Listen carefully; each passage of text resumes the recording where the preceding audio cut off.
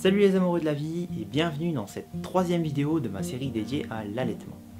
Donc dans cette vidéo, je vais déjà vous expliquer premièrement quelques effets bénéfiques dans le corps du bébé d'un point de vue vraiment physiologique, je vais rentrer dans les détails.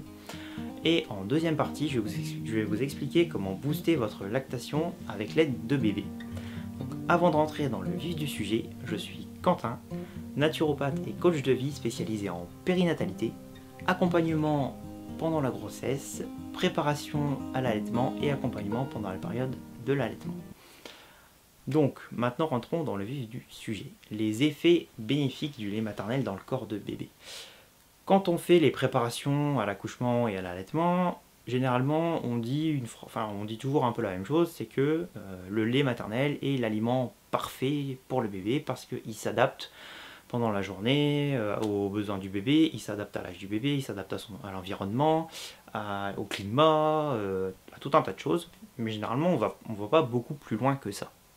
Donc là, je vais quand même vous donner quelques détails parce que je pense que c'est intéressant pour les mamans de savoir exactement l'effet du lait maternel dans le corps du bébé.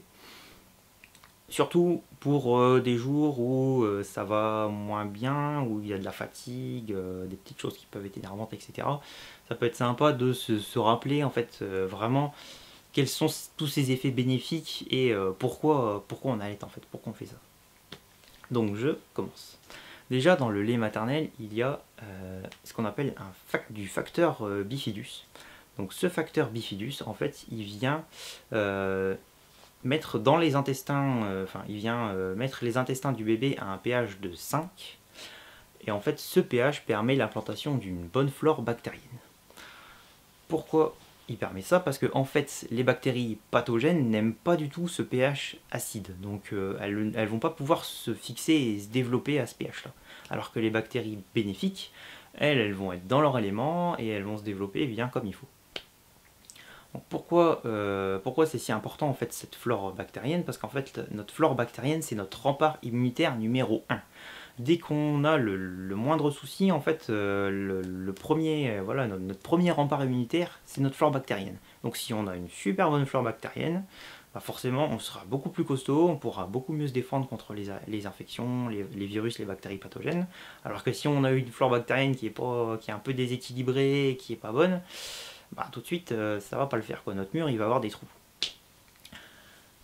Donc ce fameux facteur bifidus. Ensuite dans le lait maternel il y a 50 ce qu'on appelle oligosaccharides. En fait ce sont des sucres et ces sucres ont tout un tas d'utilités dans le corps du bébé. Je vais en citer deux principalement. C'est qu'ils sont adaptés en fait à la complexité cérébrale du bébé, donc ils vont favoriser un développement optimal du cerveau du bébé. Et en plus, ils vont venir se fixer sur les bactéries pathogènes qu'il pourrait y avoir dans l'intestin. Et en fait, en se fixant sur ces bactéries pathogènes, ils vont les désactiver. Et du coup, ces bactéries pourront être éliminées sans souci. Donc, ça permet de favoriser la bonne flore bactérienne indirectement, on va dire, en desservant la mauvaise flore bactérienne. Ensuite, je vais encore continuer sur le système immunitaire. Il faut savoir que le bébé, en fait, son système immunitaire, il commence à faire une ébauche à partir de l'âge de 6 mois et il devient mature à l'âge de 5 ans. Donc c'est pour ça que c'est si important d'allaiter au moins 6 mois son bébé, parce qu'en fait, pendant ces 6 mois d'allaitement, en fait, la mère partage son système immunitaire avec le bébé. Donc le lait maternel en fait permet de faire un genre de transfert de système immunitaire et permet au bébé de pouvoir se défendre bien qu'il n'ait pas son système immunitaire propre. Donc ça, comment ça fonctionne en fait? Ça fonctionne de la façon suivante, c'est que au niveau des mamelons, il y a des récepteurs. Et en fait ces récepteurs, ils vont venir lire en quelque sorte la salive du bébé en permanence, et quand ils détectent qu'il y a un virus ou une bactérie qui n'a rien à faire là, en fait ils vont envoyer l'information au corps de la maman, et le corps de la maman en fait il va fabriquer en fait les anticorps et tout ce qui va bien en fait pour que le bébé puisse se défendre. Donc ça se passe à chaque tétée en fait, il peut se passer ce phénomène là. Donc en fait le corps de la mère s'adapte très rapidement à une infection éventuelle, et du coup le bébé est protégé, et c'est pour ça qu'il y a si peu de bébés allaités qui sont malades en fait. Donc ça c'est deuxième point très important. Et troisième point, dans le lait maternel, il y a une grande quantité de fer. Donc le fer, c'est nécessaire au transport de l'oxygène jusqu'au cerveau. Toute la quantité de fer qu'il y a dans le lait maternel, il y en a à peu près 70% qui est assimilé par le bébé, donc c'est un super bon ratio. Il y a également beaucoup d'oméga 3 qui sont aussi très assimilables dans le lait maternel. Et en fait, ces oméga, pourquoi on parle toujours des oméga 3 avec les margarines enrichies, etc. etc. Parce qu'en fait, les oméga 3 sont des composants de nos membranes cellulaires. Donc si on est en carence en oméga 3, bah, on peut avoir pas mal d'effets secondaires qui peuvent être néfastes en fait. Et on considère qu'à l'âge adulte, on est tous plus ou moins carencés en oméga 3. Donc déjà, en donner une bonne dose au bébé, ça lui permet d'avoir des fondations solides de ce côté-là. Donc voilà, je vous ai donné quelques bénéfices pour le corps du bébé. Si vous avez envie d'en savoir plus, n'hésitez pas à me laisser un commentaire. Et je ferai éventuellement une autre vidéo ou un article, je ne sais pas encore. Mais demandez-moi si vous voulez plus d'informations et je vous les donnerai. Maintenant, deuxième partie de la vidéo, comment booster la lactation avec bébé. Donc pour booster la lactation avec bébé, il y a deux choses principales. C'est qu'il faut favoriser en fait une proximité maximum. Pendant la grossesse, il y a 9 mois de contact non-stop entre le bébé et la maman. Donc en fait, suite à l'accouchement, il faut essayer de garder ce contact encore le plus longtemps possible. Et en fait, ce qui se passe quand le bébé est très souvent en contact avec sa maman, donc ça peut être, comment dire, avec du pot à pot, avec du portage, avec du cododo si vous êtes ok avec ça. En fait, ce qui se passe quand il y a vraiment une grande proximité entre le bébé et la maman, c'est que le corps de la maman, en fait, il y a tout un système d'hormones qui se met en route. Et ces hormones, en fait, vont dire au corps de la mère, bah là, bébé est là, il faut produire, il faut y aller, il faut y aller. Alors que si vous êtes trop éloigné de votre bébé, en fait, vous n'allez pas avoir tout ce jeu d'hormones en fait qui va rentrer en ligne de compte, et du coup, ça peut freiner un peu la lactation. Donc ça, c'est une première chose à savoir. Si vous êtes intéressé par le portage, je vous conseille d'utiliser une écharpe de portage. Si vous avez peur du nœud, etc., maintenant il y a des cours, il y a des monitrices de portage un peu partout.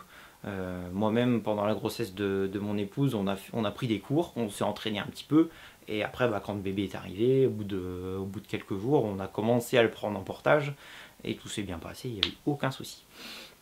Donc ensuite, la deuxième chose, c'est qu'il faut mettre le bébé au sein le plus souvent possible. Toujours un peu ce principe-là, en fait, c'est que plus le bébé va téter, même si il y a des moments où il n'y a plus beaucoup de lait, plus le bébé va téter, en fait, plus ça va envoyer des signaux au corps pour que le corps produise plus de lait, en fait, et plus rapidement. Donc, pour ma petite histoire personnelle, mon bébé est né, il était très fatigué et en fait, on a eu des moments où on l'a pas mis, enfin mon épouse, on l'a pas mis assez souvent au sein et du coup, on a eu des difficultés avec ça. On a dû compléter avec du tire-lait, enfin bon, ça a été compliqué. Alors qu'en fait, je pense que si on avait tout de suite vraiment mis l'accent là-dessus sur mettre le bébé au sein le plus souvent possible, ça nous aurait peut-être évité ce désagrément et ça aurait été plus facile. Ensuite, si vous êtes vraiment très jeune maman ou en fin de grossesse, il y a une chose très importante à savoir aussi, c'est la position de la bouche. Il faut vraiment que la tête du bébé soit collée au sein le plus possible. Alors on a l'impression que le sein vient écraser le nez du bébé, mais en fait c'est pas le cas. Il y a toujours de l'air qui passe sur le côté, il n'y a aucun souci. Mais il faut vraiment que la bouche du bébé elle englobe le plus de peau en fait au niveau du sein possible, pour que le mouvement soit bon et surtout pour éviter de blesser la maman en fait. Parce qu'il faut savoir qu'en début d'allaitement, il faut le temps de s'habituer aux sensations, c'est pas forcément évident. Donc il faut vraiment bien faire gaffe à cette position. Et une deuxième chose, il faut faire très attention à la déglutition du bébé. Parce qu'il y a des bébés, en fait, ils ont tendance à ce qu'on appelle tétouiller. En fait, ils sont au sein, mais ils têtent comme si têteraient une tétine, en fait, mais pas vraiment une tétée efficace. Donc il faut vraiment regarder aussi la déglutition. Après, si vous avez besoin d'aide par rapport à ça, n'hésitez pas à vous rapprocher d'une conseillère en lactation. Maintenant, bon, il y en a un peu partout.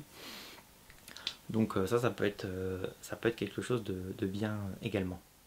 Un dernier petit conseil, si vous êtes en fin de grossesse ou en milieu de grossesse et que vous commencez déjà à vous intéresser à l'allaitement, essayez de prévoir les meilleures conditions possibles pour que vous soyez le moins fatigué possible en fait. C'est parce que forcément, fin de grossesse c'est fatigant, l'accouchement c'est fatigant, après les nuits qui sont hachées, etc. c'est fatigant. Donc essayez de prévoir dans votre entourage les meilleures conditions qui soient pour vous demander le moins de travail possible à la maison ou autre, et que vous ayez le plus de temps disponible en fait pour votre bébé et pour vous reposer. Ça paraît un peu bête comme conseil, mais ça peut être du genre, si vous savez que vous avez des gens qui vont venir vous voir, au lieu de les laisser acheter une 15e cape de bain et que vous en ayez par-dessus la tête, peut-être essayer de leur demander de ramener à manger, comme ça vous n'avez pas à faire à manger, et du coup ça vous permet d'économiser un peu de temps et de fatigue surtout. Donc voilà, c'était mon dernier conseil. Donc c'est tout pour cette vidéo, et en attendant la prochaine, profitez de la vie.